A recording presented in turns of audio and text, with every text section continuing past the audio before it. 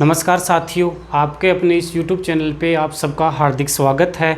मित्रों, हम इससे पहले वाली जो क्लास थी हमारी, उसमें हमने वाक्य की जो सामान्य जानकारी है वो वाक्य की सामान्य जानकारी हमने ले ली थी। वाक्य किसे कहते हैं, वाक्य के कौन कौन से तत्व होते हैं, ये सब कुछ हम इससे पिछली वाली क्लास में पढ़ चुके थे। आज का जो हमारा बिंदु रहेगा, आज का बिंदु रहेगा वाक्य के अंग। देखो मित्रों, वाक्य के अंग बहुत ही महत्वपूर्ण बिंदु है। विशेष रीट की जो एग्ज़ाम है, उस रीट की एग्ज़ाम में तो प्रत्येक में अभी तक जितनी भी रीट की एग्ज़ाम हुई हैं, उन प्रत्येक रीट की एग्ज़ाम में यहाँ से प्रश्न पूछा जा रहा है। तो आगे भी प्रश्न पूछने की संभावना पूरी बनती है। तो क्योंकि साफ साफ लिख रखा है आपके सिलेबस, आपका जो सिलेबस है उसमें जो तीसरी इकाई है उसमें साफ साफ लिख रखा है वाक्य रचना, वाक्य के अंग। इसका मतलब वाक्य के अंग में से प्रश्न जरूर पूछा जाएगा। वाक्य के जो अंग होते हैं वो 2 अंग होते हैं। वाक्य के कितने अंग होते हैं? वाक्य के 2 अंग होते हैं। सबसे पहला जो है वो है उद्देश्य। सबसे पहला जो है वो क्या है? उद्देश्य। और दूसरा जो अंग आता है वो क्या है? विधेय। सबसे पहला अंग कौन सा? उद्देश्य। और दूसरा अंग कौन सा होता है? विधेय होता है। अब हम पढ़ें कि उद्देश्य हम किसे कहते हैं, विधेय किसे कहते हैं। तो देखो, उद्देश्य किसे कहेंगे? जिसके बारे में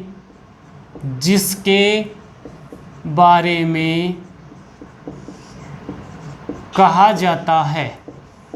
जिसके बारे में कहा जाता है। भाई, कोई भी वाक्य हमें दिया हुआ है तो उस वाक्य में किसी के बारे में कहा जाता है। तो जिसके बारे में कहा जा रहा है वो उस वाक्य का क्या होता है? उद्देश्य होता है। कैसे? उदाहरण के द्वारा भी हम इसको एक बार समझेंगे, लेकिन एक बार हम इसको परिभाषा और जो इसको पहचानने का जो आधार होता है वो पहचानने का आधार देखते हैं, फिर दोनों में तुलना करते हुए उदाहरण के माध्यम से हम इसको पूरा समझेंगे। उद्देश्य में हमने क्या लिखा? उद्देश्य में लिखा जिसके बारे में कहा जाता है। एक वाक्य दिया हुआ है और उस पूरे वाक्य में सीधी सी बात है किसी के बारे में कहा जाता है। तो जिसके बारे में कहा जाता है वो उस वाक्य का क्या होता है? उद्देश्य होता है। अब जिसके बारे में कहा जाता है वो तो उद्देश्य हो गया, लेकिन उसके बारे में कुछ कहा जा रहा होगा। भाई, जिसके बारे में कहा जा रहा है उसको तो हमने किस में शामिल कर लिया? उसको तो हमने उद्देश्य में शामिल कर लिया। लेकिन अरे, उस जिसके बारे में कहा जा रहा है उसके बारे में क्या कहा जा रहा है, उसके विषय में क्या कहा जा रहा है, तो वो किस में शामिल होगा? वो विधेय में शामिल होगा। तो विधेय में हम क्या लिख सकते हैं? उद्देश्य के विषय में जो कुछ कहा जाता है, उद्देश्य के विषय में जो कुछ कहा जाता है वह क्या होता है? विधेय होता है। अब यहाँ देखो, एक वाक्य जो होता है उस वाक्य में सीधी सी बात है कि क्या होगा? कर्ता, कर्म और क्रिया। पदक्रम हमने पढ़ा था कल। वाक्य की कसौटियाँ, वाक्य के तत्व जो हैं उनमें एक तत्व या एक कसौटी पदक्रम था। और उसमें हमने पढ़ा था किसी भी वाक्य में पदों का जो क्रम है वो व्याकरण के नियमानुसार होना चाहिए। सबसे पहले कर्ता, उसके बाद में क्रम और उसके बाद में क्रिया। कर्ता का विस्तार आ रहा है वो कर्ता से पहले, क्रम का विस्तार आ रहा है वो क्रम से पहले, क्रिया का विस्तार आ रहा है वो क्रिया से पहले आना चाहिए। अब इस वाक्य जो होता है कर्ता क्रम क्रिया से मिलकर बनता है। अब हमेशा ध्यान रखना, उद्देश्य में हमने क्या लिखा? जिसके बारे में कहा जाता है, तो कर्ता के बारे में। अब कर्ता के बारे में जो कहा जाता है ये कर्म और क्रिया। तो निष्कर्ष निकला कि जो कर्ता कारक होता है और एक जो कर्ता का विस्तार होता है, ये दोनों किस में शामिल होते हैं? ये दोनों उद्देश्य में शामिल होते हैं। कर्ता और कर्ता का जो विस्तार है वो किस में शामिल होगा? उद्देश्य में। क्या शेष बच गया? कर्म और क्रिया। साथ में कर्म का विस्तार और साथ में क्रिया का विस्तार। तो विधेय में क्या आ जाएगा? कर्म का विस्तार, क्रिया और क्रिया का विस्तार। ये किस में शामिल हो जाएगा, ये विधेय में शामिल हो जाएगा। तो यहाँ देखो उद्देश्य को पहचानने के भी दो आधार हो गए, एक आधार तो ये हो गया और एक आधार ये हो गया। विधेय को पहचानने के भी दो आधार हो गए, दोनों आधारों पे आप पहचान सकते हैं। उद्देश्य के दो आधार कौन से, जिसके बारे में कहा जाता है या जिसके बारे में कहा जाए वो उद्देश्य होता है, या कर्ता और कर्ता का जो विस्तार होता है वही क्या होता है, उद्देश्य होता है।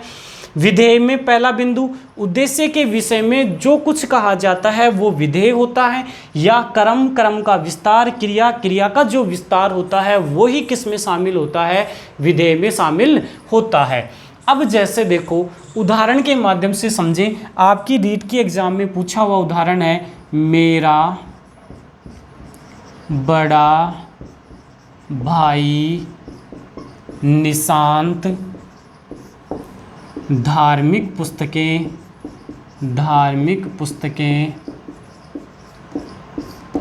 अधिक पढ़ता है।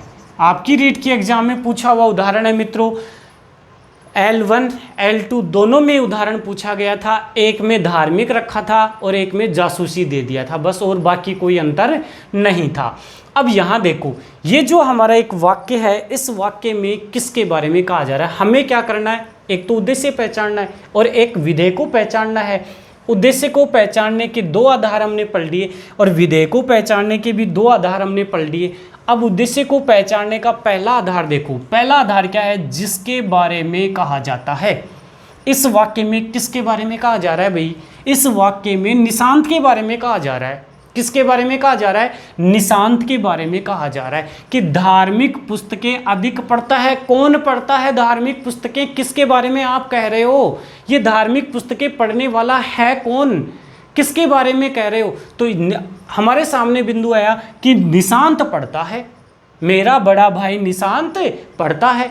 तो ये जो है, ये वाला जो यहाँ तक जो है ये क्या होगा, ये पूरा का पूरा उद्देश्य होगा, ये क्या होगा, उद्देश्य होगा। अब फिर विधेय को पहचानने का पहला आधार देखो, उद्देश्य के विषय में जो कुछ कहा जाए। निशांत के बारे में क्या कहा गया, धार्मिक पुस्तकें अधिक पढ़ता है।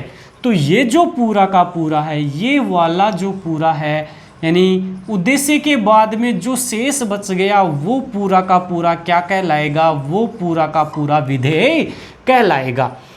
इस उदाहरण को हमने उद्देश्य को पहचानने का जो पहला आधार था उसके आधार पे पहचान लिया, विधेय को पहचानने का जो पहला आधार था उसके आधार पे भी हमने पहचान लिया। अब दूसरे आधार पे पहचानते हैं। उद्देश्य को पहचानने का दूसरा आधार कहता है कर्ता और कर्ता का विस्तार। अब इस वाक्य में देखो कर्ता क्या है भाई, क्रिया क्या हो रही है, पढ़ना। कौन पढ़ रहा है, निशांत पढ़ रहा है, यानी क्रिया को करने वाला जो होता है वो कर्ता कारक होता है। तो निशांत क्या हो गया, कर्ता हो गया, निशांत क्या हो गया, कर्ता हो गया। अब मेरा बड़ा भाई ये निशांत का विस्तार कर रहा है, यानी ये कर्ता का क्या कर रहा है, विस्तार कर रहा है कि इस निशांत की विशेषता है कि मेरा बड़ा भाई। तो जो विशेषता बताने वाला जो पद है वो क्या हो जाएगा, वो कर्ता का विस्तार हो जाएगा, वो क्या हो जाएगा, कर्ता का विस्तार हो जाएगा। अब देखो कर्ता और कर्ता का विस्तार, कर्ता और कर्ता का विस्तार किस में शामिल हो जाएगा, उद्देश्य में शामिल हो जाएगा।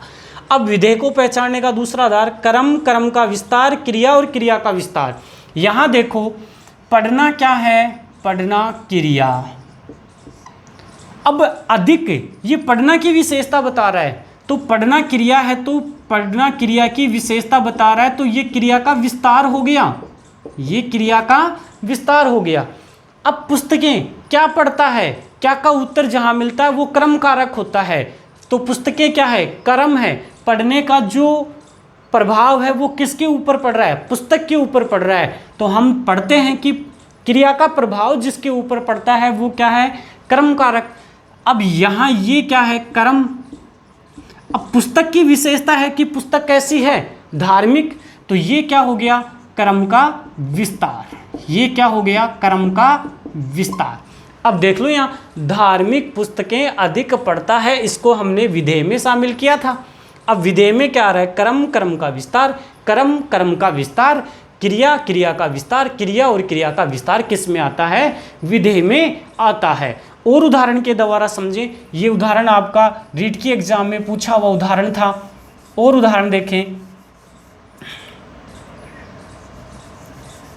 दोनों को पहचानने के दो दो आधार हैं और दोनों आधार मैंने आपको बता दिए हैं।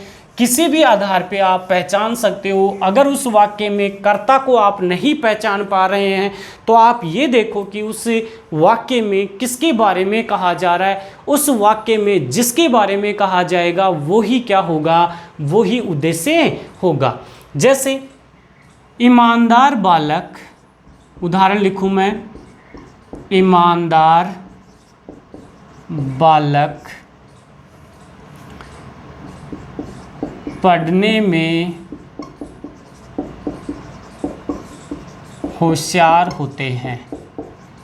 ईमानदार बालक पढ़ने में होशियार होते हैं। ये उदाहरण मैंने लिखा।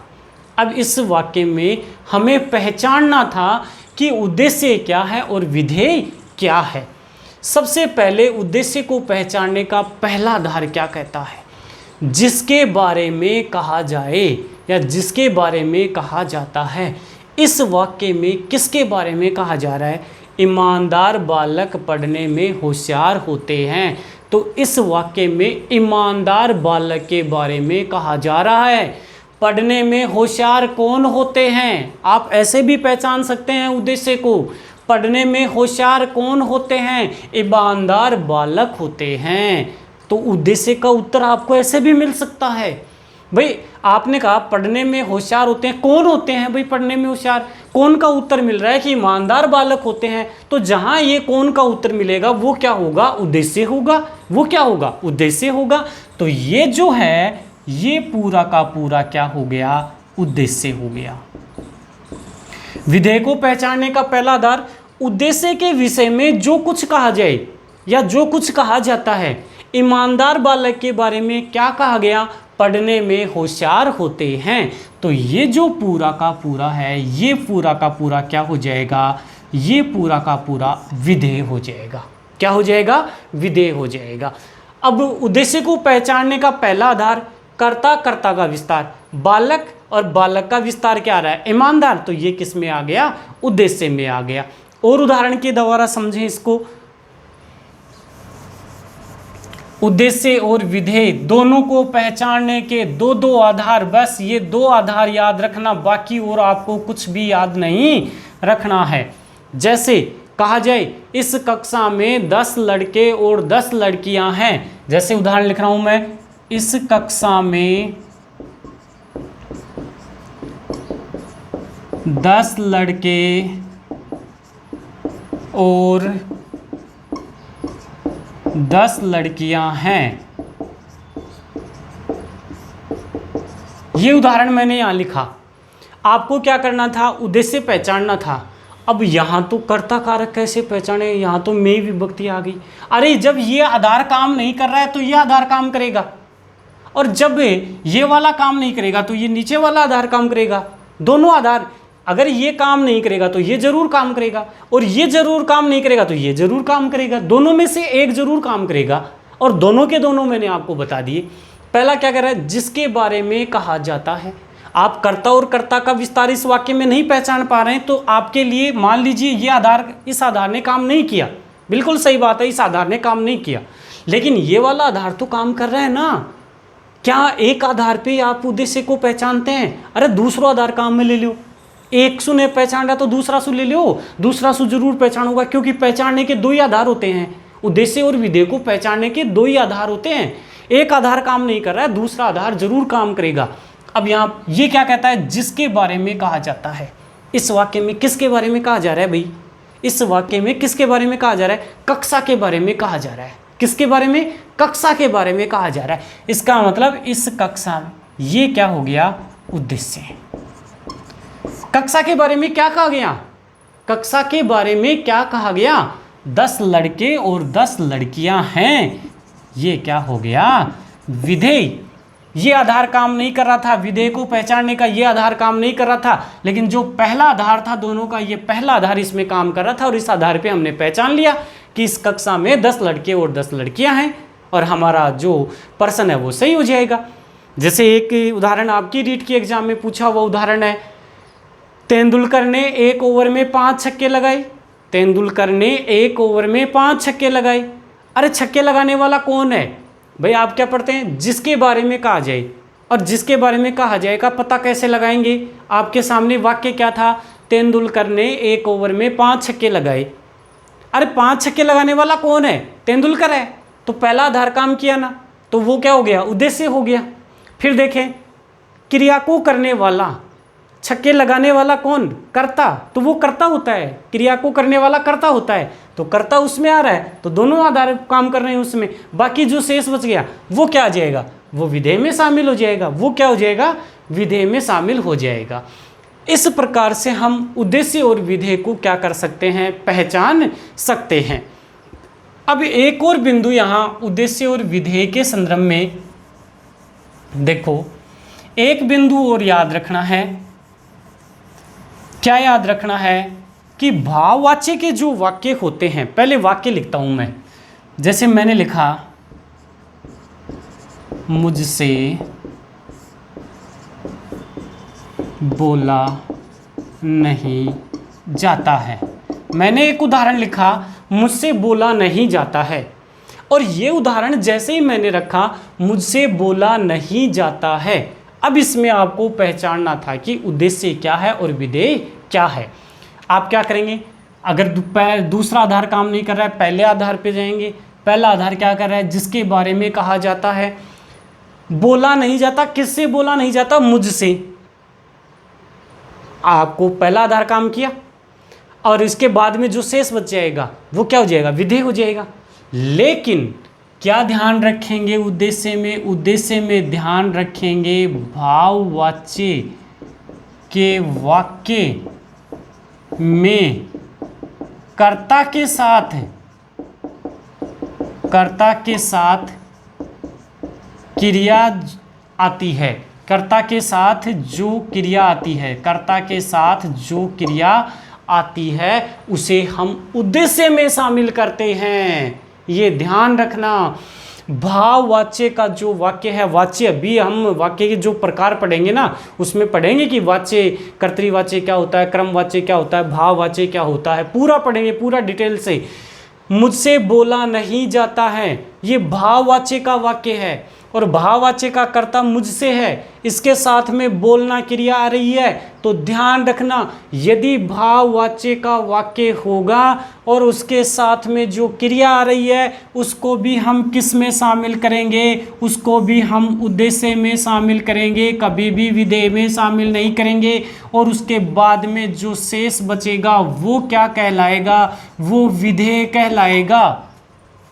जैसे मैं कहूँ कि ये तो उदाहरण था, मुझसे बोला नहीं जाता है, और जैसे राम से चला नहीं जाता है, मैंने उदाहरण लिखा, राम से चला नहीं जाता है, चला नहीं जाता है। भाववाच्य का वाक्य है ये। किसका वाक्य है? भाववाच्य का वाक्य है। किसके बारे में कहा जा रहा है? राम के बारे में कहा जा रहा है। लेकिन यहाँ राम जो करता है उसके साथ में क्रिया भी आ रही है, और उसके बाद में एक और क्रिया है। इसका मतलब ये क्रिया कर्ता के साथ में आ रही है। तो यहाँ ध्यान रखना, भाववाच्य के वाक्य में कर्ता के तुरंत बाद में जो क्रिया आती है उसको उद्देश्य में ही शामिल करते हैं, विधेय में शामिल नहीं करते हैं। तो यो नहीं जाता है, ये क्या होगा? ये विधेय होगा। क्या होगा? विधेय होगा। इस प्रकार से आप वाक्य के जो अंग होते हैं, उद्देश्य और विधेय, इसको आप पहचान सकते हैं। और मित्रों, एक यानी ईमानदारी, लगन, यानी ईमानदारी और लगन के साथ में आप अपनी पूरी मेहनत करना। आपका जो सपना है, आपने जो सपना देख रखा है, अगर आप पूरी ईमानदारी के साथ में मेहनत कर रहे हैं तो आपका जो सपना है वो सपना ज़रूर पूरा होगा। और मैं ईश्वर से यही प्रार्थना करूंगा कि आप खूब स्वाध्याय करें और इस संसार की जो खुशियां आप चाहते हैं वो सभी खुशियां आपको प्राप्त हों। और कक्षा आपको कैसी लगी, ये क्लास आपको कैसी लगी, इस क्लास के बारे में कमेंट बॉक्स में कमेंट करके ज़रूर बताएं। और यदि कक्षा आपको अच्छी लग रही है तो इस कक्षा को ज़्यादा से ज़्यादा शेयर करें और सब्सक्राइब करें। धन्यवाद मित्रों।